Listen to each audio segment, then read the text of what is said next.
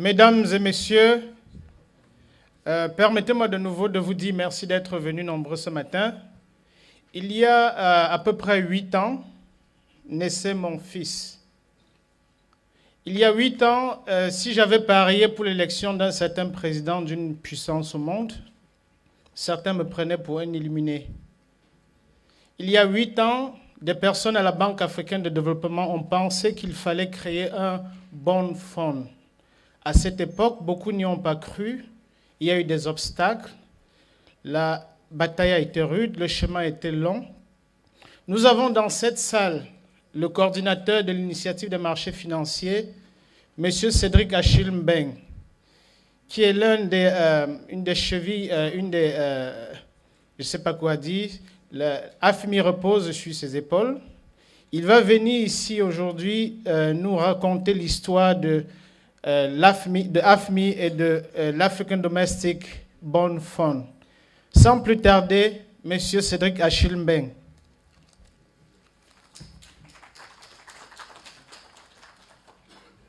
Good morning. Thank you for joining us today for this important event for the bank and for the African capital market ecosystem. Distinguished guests, central banks representatives, delegates from private sector, academic, media and colleagues from the bank, thank you for coming this morning. Akwaba to Abidjan. In a speech in Cape Town in June 1966, Robert Kennedy is quoted to have said, "May he live in interesting times. Like it or not, we live in interesting times." I agree with Mr. Kennedy. Since the beginning of this century, our region has experienced interesting development on both political and economic fronts. Africa has been the second fastest growing region in the world in the past 2 decades. Extreme poverty in sub-Saharan Africa has declined by 28% between 1990 and 2015. What I will do today is to break my presentation into two. The first one will focus on the macro situation, and the second session will deal with the raison d'être of the ADBF. The first session will be in French, and the second session will be in English. On the macro, sur la partie macroéconomique, je vais mettre le curseur en 2008. Il faut bien qu'on commence quelque part. La crise financière qu'on a eue, c'est-à-dire la plus grande crise financière depuis les années 30, qui a commencé aux États-Unis avec le secteur bancaire, s'est propagée au secteur de l'économie réelle, a touché essentiellement les pays développés. Alors, pour faire face à cette crise, on a vu les grandes banques centrales intervenir. Alors, je l'ai ici. Excusez-moi. Les grandes banques centrales ont appliqué leur instrument favori, c'est-à-dire les taux directeurs. Ils ont baissé ces taux significativement pour relancer l'activité économique. Mais cela n'a pas suffi parce qu'on a bien vu que les taux étant très bas, cela ne permettait pas de résoudre la crise. On s'est retrouvé dans ce que John Maynard Keynes appelle la trappe à la liquidité, c'est-à-dire que la Banque centrale est incapable de booster l'activité par voie monétaire. Alors dans ce cas, les banques centrales ont adopté de nouvelles politiques, et notamment la Fed, à faire recours à ce qu'on appelle le quantitative easing, QE, ou assouplissement monétaire quantitatif. Alors, ce n'est pas né aux États-Unis, c'est bien une politique qui a été introduite par Richard Wiener, un économiste allemand, en 1995 au Japon. Et les Japonais, la Banque centrale du Japon qui l'a utilisée pour la première fois. La Fed a eu recours à cette politique monétaire non conventionnelle. Il s'agit essentiellement pour la Banque centrale de racheter les titres des institutions financières, donc en injectant une quantité importante de monnaie dans l'économie pour relancer l'activité. Dans le cas des États-Unis, si vous regardez ce que la Fed a fait, elle a racheté les titres obligataires des gouvernements en montant. Le fait de racheter massivement ces titres, ça a augmenté les prix, donc baissé les rendements, plus une fonction inverse. Et cela avait pour but de décourager en même temps les investisseurs à se détourner de ces titres gouvernementaux pour investir dans les titres du secteur privé. La Fed a eu recours à cette politique. Les autres banques centrales ont suivi, notamment la Banque centrale britannique et bien sûr, plus récemment, la Banque centrale européenne. Alors, regardons un peu au niveau des bilans de ces banques centrales.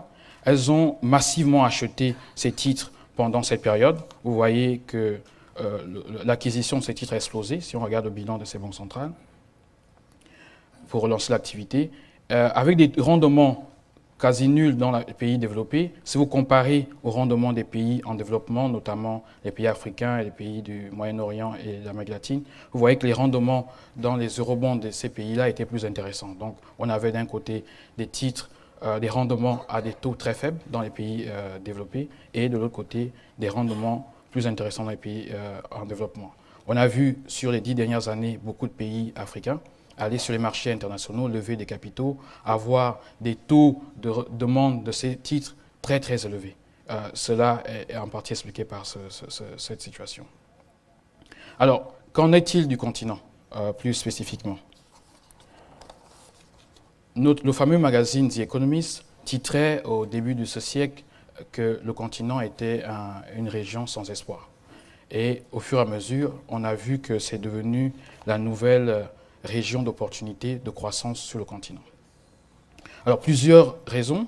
D'abord, la démographie positive, donc un âge médian de 18 ans sur le continent, ce qui fait que si vous avez une jeune population, vous avez sur les fonds de pension, si vous les mettez en place, vous avez au moins 40 ans pour cotiser et ne pas avoir la pression qu'on a dans les pays développés, qui ont une population vieillissante et donc qui doivent décaisser pour payer les pensions.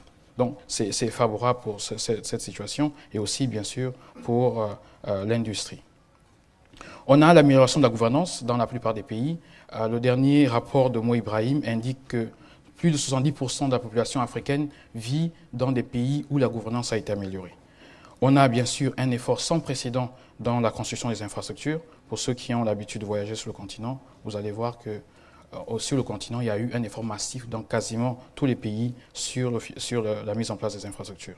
Le développement du secteur privé, bien sûr, la pénétration de la finance et bien d'autres facteurs. Alors, malheureusement, depuis mi-2014, heureusement pour certains peut-être, les prix des matières premières ont beaucoup baissé. Alors, qu'est-ce que cela a entraîné? Ça a entraîné des perturbations dans la planification de plusieurs économies. Si on regarde les cours de matières premières, minerais, pétrole, on retrouve à peu près les niveaux équivalents à ceux des années avant 2008. On peut regarder en même temps les pays qui sont exportateurs de matières premières agricoles. En dehors du coton, le cas de la Côte d'Ivoire, on voit que les autres pays aussi ont leurs cours de matières premières qui sont significativement en train de descendre. Tout cela, on a vu que les gouvernements avec peu de revenus pour assurer le commerce extérieur, ont vu leur monnaie déprécier sur la période. Cela est globalement le cas dans la plupart des pays du continent.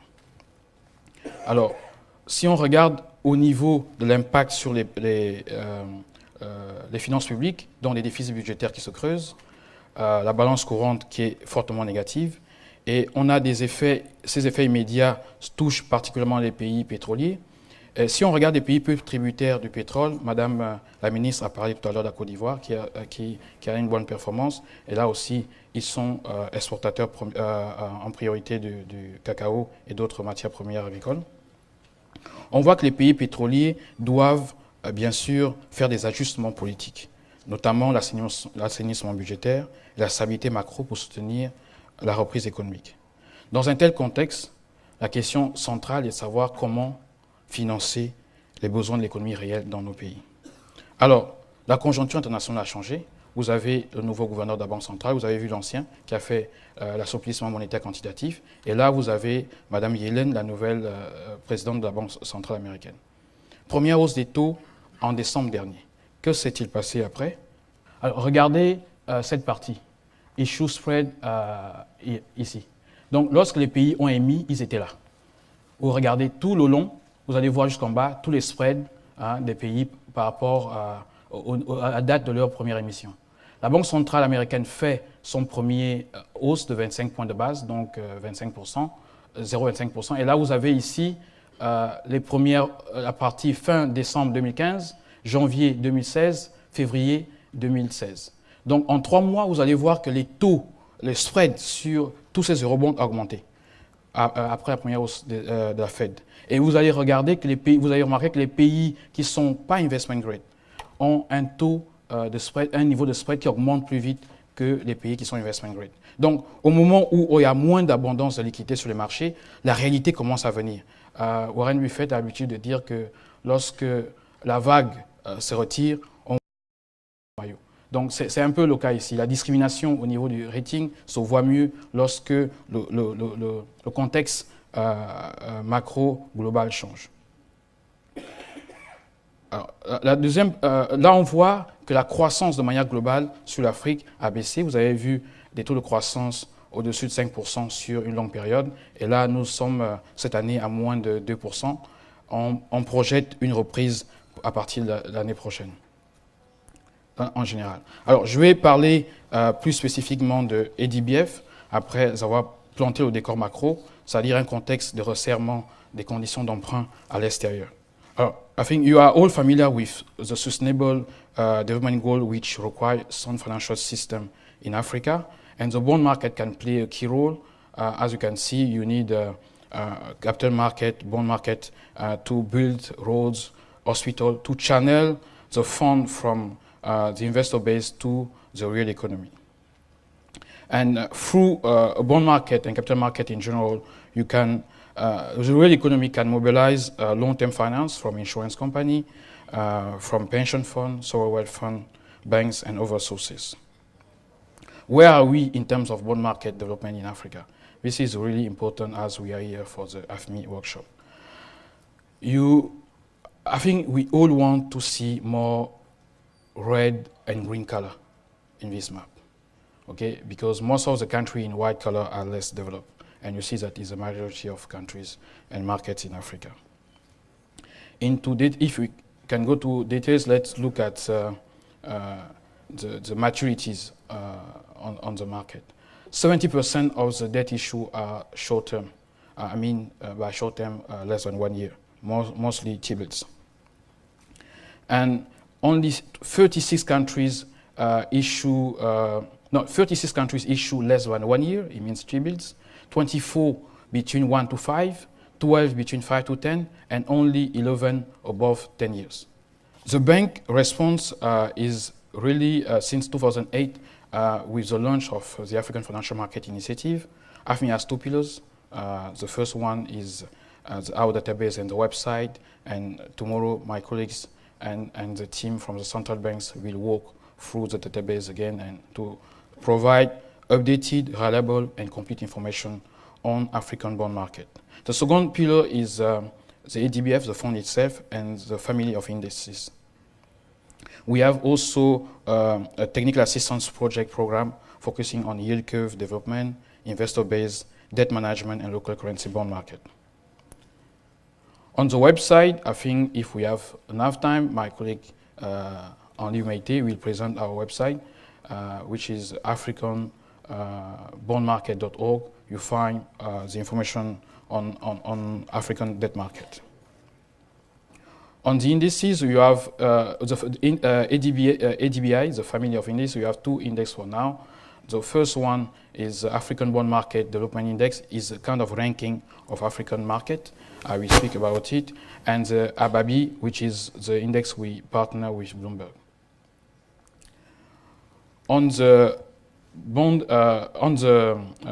African Development Bond Index, if you look at the top 10 countries, this is the last year edition.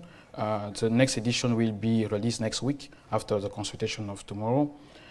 This is an index built on the G20 diagnostic framework. AFMI actually represents the bank at a sub-working group of the G20. It's built taking into account macro condition, governance, bond issuing strategy, infrastructure of the market, domestic investor, and also active participant of different economic agents. On ABABI, this is an index built by Bloomberg, and we partner with them. Actually, you can see we start with 4 countries. The first 4 countries, it was in 2014. It was SA, South Africa, Egypt, Nigeria, and Kenya. And since last year, 2 additional countries have been added by Bloomberg, not by ADB, Namibia and Botswana. And the main criteria is the liquidity of the market. the capacity to buy and sell in the different market. Bloomberg should be able to find at least 3 stable sources of pricing in the market to be included in the index. These 6 countries represent more than 80% of the bond market in Africa.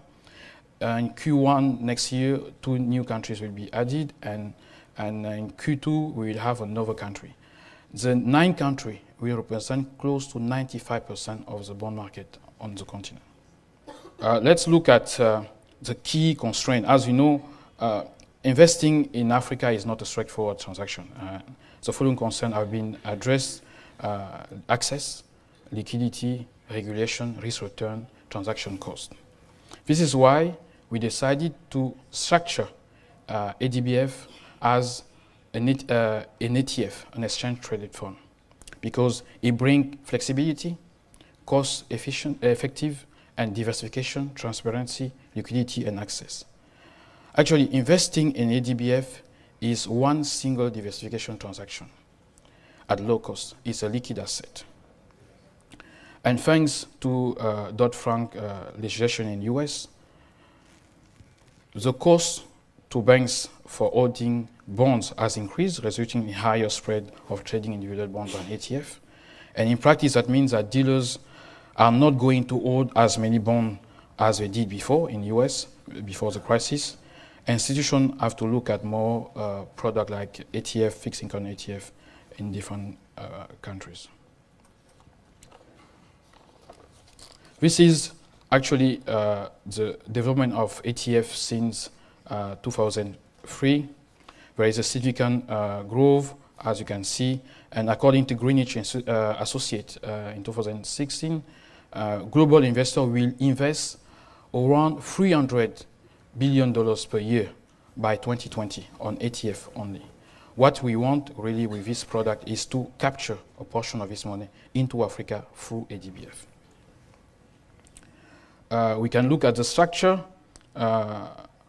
ADBF is structured as an ETF, as I said, is an enhanced index fund. It means that the fund manager is here, MCB will have to follow 80% ABABI, to track ABABI 80%, and have 20% freedom to invest outside of ABABI.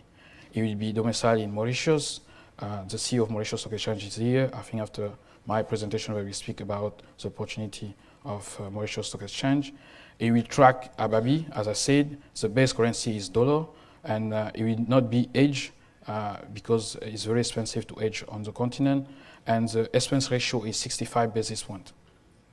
Return will come mostly from coupon, rate movement, and currency fluctuation. Key development impact on this from this fund. Industrialization, as mentioned by the director in the opening speech, the efficient monetary policy, regional integration. This is the first ETF covering multi-jurisdiction in Africa. There are some ETF in South Africa. In October, Nigeria launched its first fixed income ETF in Nigeria, and last week, it's not an ETF, but Tunisia has been able to beat its index on fixed income. And this is really the first and the only ETF targeting different markets on the continent. I think I will conclude. Distinguished guests and ladies and gentlemen, ADBF is a flagship project for the bank, supporting long-term finance. And in developing markets, it is particularly important for the lead institution to act to reduce financial market impediment and instill local and international investor confidence. The bank, the African Development Bank, is leading the establishment of the ADBF as a sovereign fixed income ETF investing in different countries in Africa, which will be the first time an institution of this kind established on the continent. Thank you.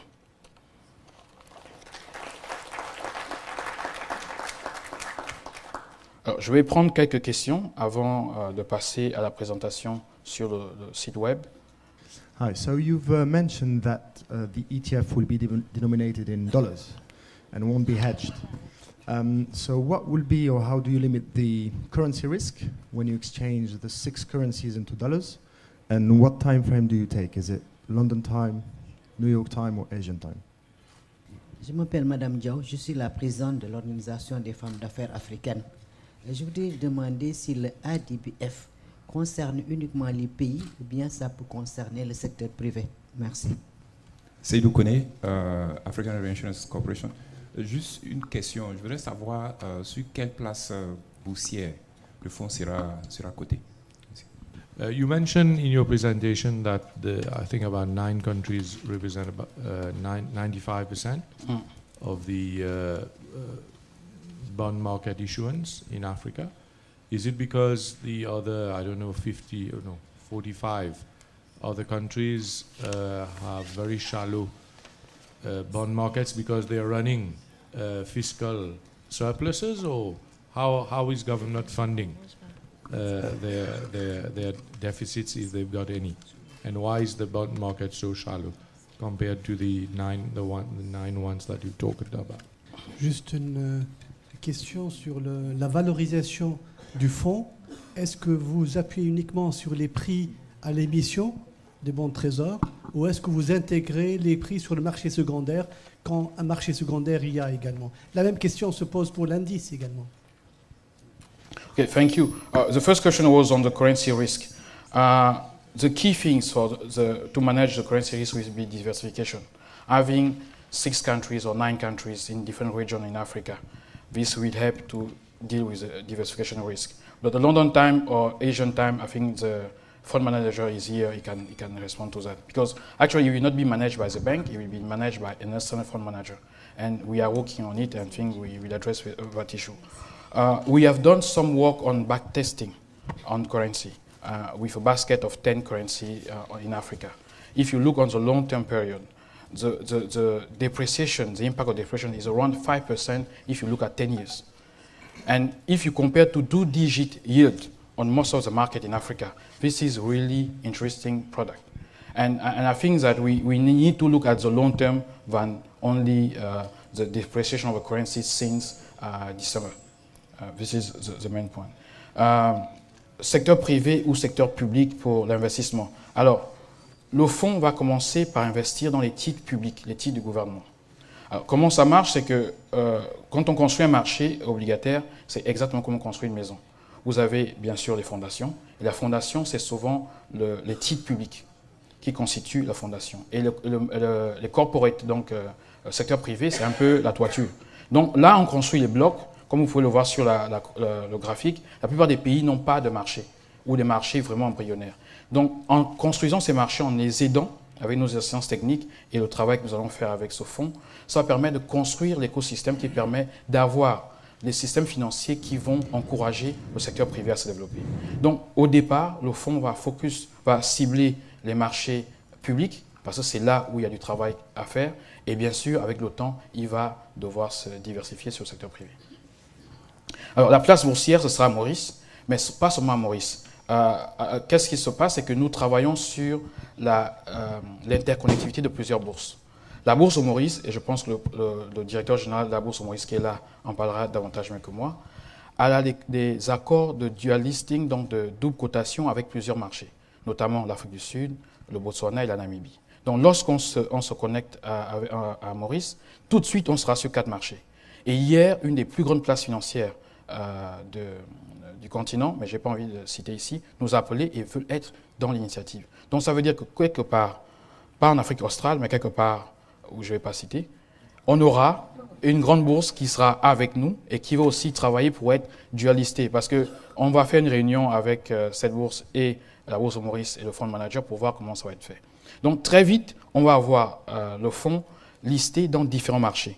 Et c'est ça le but, c'est d'avoir un fonds qui est présent dans différents marchés. Et là, ça m'amène à la question de la valorisation de monsieur. Alors, on a 2 parties dans le fonds. Vous avez le fonds lui-même, donc les investisseurs qui vont venir, investisseurs principaux dans Seed Capital, dedans, ils vont venir via la plateforme de Maurice.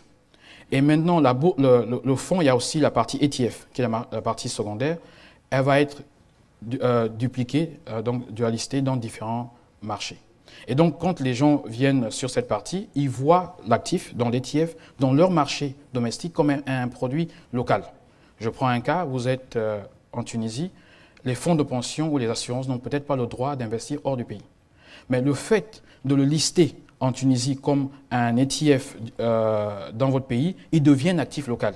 Et donc, vos investisseurs peuvent accéder aux produits et cela contribue à, bien sûr, à la valorisation du titre dans votre marché. Et on fait juste un reporting en devises pour donner au niveau de la valorisation globale sur les différents marchés. Pareil pour l'indice. L'indice, il est en dollars. Et c'est Bloomberg qui s'en occupe.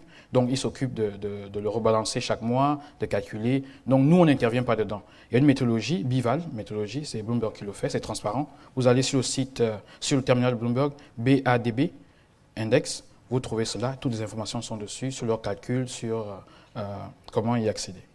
Voilà, j'ai fini la première partie. S'il y a d'autres questions. Bon, tout est clair, donc ça va.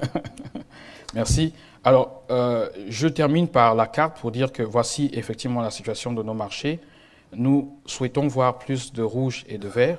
Et donc, AFMI, avec le fonds d'assistance technique qui est en train d'être mis en place, qui est soutenu déjà par le Luxembourg, qui a mis un grand montant pour les assistances techniques. Nous attendons d'autres participants dans ce fonds pour pouvoir accompagner les États, travailler avec eux sur les problématiques de courbe de taux et de développement de marché. Pour revenir sur l'intervention du représentant du gouverneur de la BCAO, effectivement, nous travaillons avec UMOA Titres et nous avons fait un diagnostic. Nous sommes rencontrés à Dakar avec plusieurs acteurs du marché de l'UMOA et nous avons mis un programme pour approfondir ce marché et nous allons continuer à le faire. Avoir UMOA ou les titres de l'UMOA dans l'indice, c'est un objectif. Nous allons travailler avec tout l'écosystème financier de la zone UMOA. Merci. Comme je vous le disais tout à l'heure, je pense que M. Cédric Mbeng est en train de garder une bonne partie pour quand les panélistes seront là et le débat à ce moment-là sera plus animé. Mais AFMI, ce n'est pas que M. Cédric Mbeng. Il y a une équipe qui travaille à AFMI. Un des membres de l'équipe ici présent, M. Anlieu Meïté, qui est le Knowledge Manager de AFMI, va venir vous présenter le portail AFMI sur lequel nous travaillons constamment avec les liaisons officielles. Anlieu Meïté. Okay. Good morning, ladies and gentlemen, honorable guests, central bank officers, and honorable ministers. It's a pleasure for me to present to you the AFMI website. Actually, I will do my presentation in French, as the previous one was in English, and also that I want all the interpreters to have the same amount of work. Ok, donc bonjour à tous. Donc dans cette présentation, nous allons évoquer donc plus en détail le premier pilier de l'initiative des marchés financiers africains. Donc nous vous présenterons les principaux contenus que vous pouvez trouver sur le site internet. Puis on vous présentera également le portail de données qui est présent également sur le site. Et on finira par la présentation de quelques statistiques sur l'audience de notre site. Donc voilà. Donc comme il vous a été énoncé dans la présentation précédente par M. Mbeng, donc la Banque africaine de développement a lancé l'initiative des marchés financiers africains en 2008. Donc, AFMI a pour objectif de développer davantage les marchés de la dette en Afrique, en renforçant le marché obligataire et en investissant dans la dette libellée en monnaie locale pour améliorer les marchés financiers à long terme. Donc, les activités de l'AFMI sont mises en œuvre à travers donc, les deux piliers que vous voyez sur la slide ici présente.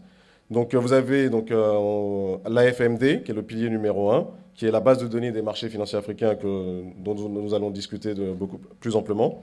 Et donc, le African Domestic Bond Fund, l'ADBF, dont M. Mbeng vous a parlé précédemment. Donc, la base de données des marchés financiers africains comprend le site et le portail de données qui est opérationnel depuis 2013. Donc, le site Internet fournit aux parties prenantes une passerelle unique d'informations sur les marchés de la dette africaine et sert de canal de diffusion des différentes informations sur les obligations domestiques libellées en monnaie locale. Nous avons aussi des informations connexes présentes sur le site Internet, tandis que le portail de données, lui, fournit une variété de données mises à jour sur les indicateurs macroéconomiques, les indicateurs de la dette extérieure et les indicateurs de la gouvernance, et des informations complète sur la dette souveraine libellée en monnaie locale. Donc, la base de données, la FMD, nous permet donc de répondre à un des objectifs de l'initiative, qui est d'améliorer la disponibilité et la transparence des données africaines sur les titres obligataires. Donc, le site internet d'AFMI est la première source d'information donc, sur les marchés obligataires, comme je le précisais auparavant. Donc, il fournit donc, des informations statiques, qui sont pour nous les contenus sur les profils des pays, nos différentes publications.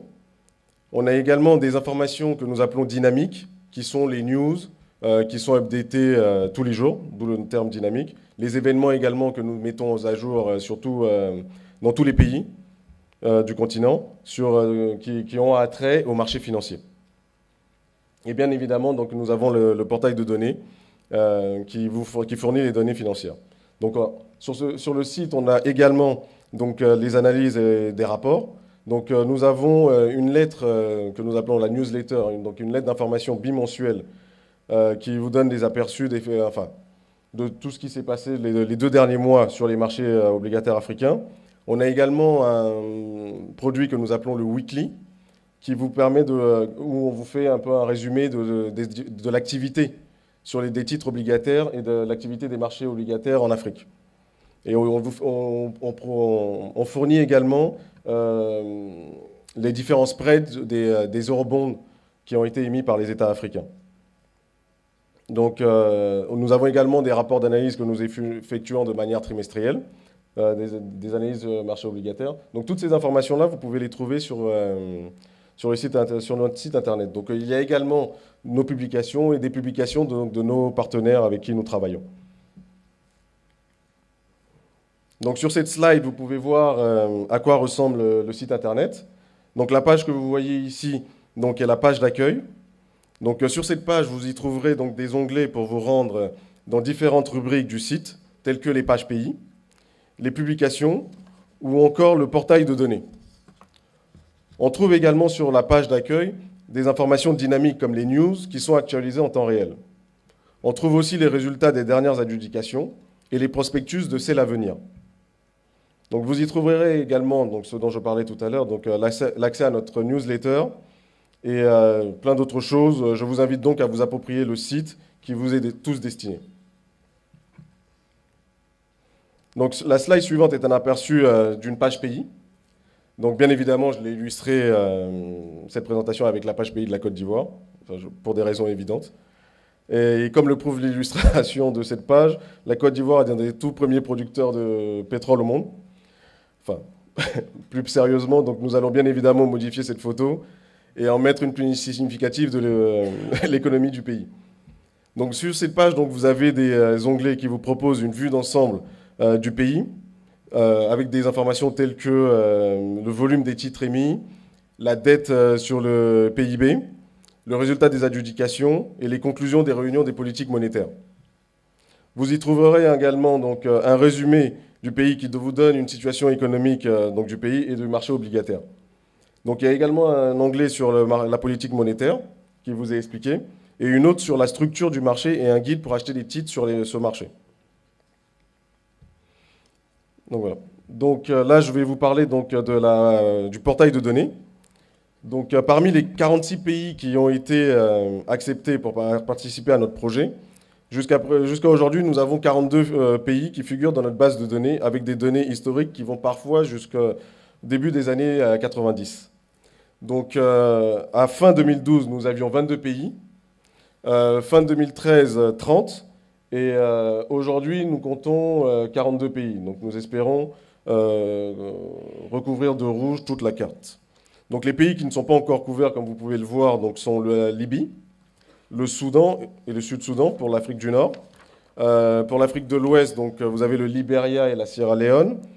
Pour l'Afrique de l'Est, donc, on a la Somalie, l'Érythrée, Djibouti et les Comores. Et pour l'Afrique australe, donc, le Zimbabwe, qui est pour l'instant manquant. Donc, en 2009, donc, nous avions autour de 2500 instruments enregistrés dans notre base de données. En 2010, excusez-moi, 3500. Et à la fin 2015, nous avions plus de 4000 titres enregistrés donc, dans la base de données. annuellement. Ce qui nous donne donc jusqu'à fin 2015 environ 31 200 instruments inscrits dans notre base de données. Donc, dont 92% de titres à court terme et 14% de titres à moyen long terme. Donc pareil, vous avez donc une illustration donc, de l'accès du portail de données sur le site. Quand vous donc, accédez donc, à ce portail, donc, vous pouvez y trouver des informations sur des indicateurs macroéconomiques, donc, tels que le PIB, les comptes courants, la balance des paiements, ce genre d'informations. Un autre indicateur également, ce sont donc les titres à court terme, les bons du Trésor. Donc vous les avez classés par maturité. Nous avons aussi comme information les différents taux. Donc ces informations-là, vous les avez de manière également agrégée, mais aussi vous pouvez les trouver, vous pouvez les extraire pays par pays. Et donc là, sur cette slide, vous pouvez voir donc, les titres à moyen long terme. Donc pareil, toujours par maturité, par coupon et par, avec les différents taux. Donc voilà, donc là je vais terminer avec quelques statistiques donc, sur de l'audience de notre site. Donc depuis le lancement, nous avons près de 200 000 visiteurs sur le site, pour plus de 300 000 pages vues, ce qui est plutôt considérable. Donc pour vous donner un ordre de grandeur, quand on a démarré en 2013, nous avons reçu entre mai 2013 et mai 2014 17 000 visiteurs. À partir de 2014 à 2015, nous avons reçu sur le site 31 000 visiteurs. Et entre mai 2015 et mai 2016, nous avons reçu donc, dans l'année 84 000 visiteurs, ce qui vous donne donc ce chiffre de 189 000 visiteurs depuis le lancement du site. Donc vous pouvez voir les pays d'où les visiteurs sont issus. Donc le top 3, c'est l'Allemagne, les Royaumes-Unis et les USA. Donc le Kenya est le premier pays africain à visiter le site de manière régulière, suivi par l'Afrique du Sud. Donc nous vous invitons donc à faire la promotion de ce site, qui est également le vôtre, pour accroître, pour faire grimper nos pays africains dans ce ranking, pour qu'ils soient, puisqu'il leur est destiné, donc pour qu'ils soient les visiteurs les plus fréquents. Donc voilà, donc je vous remercie et je suis disposé à prendre quelques questions.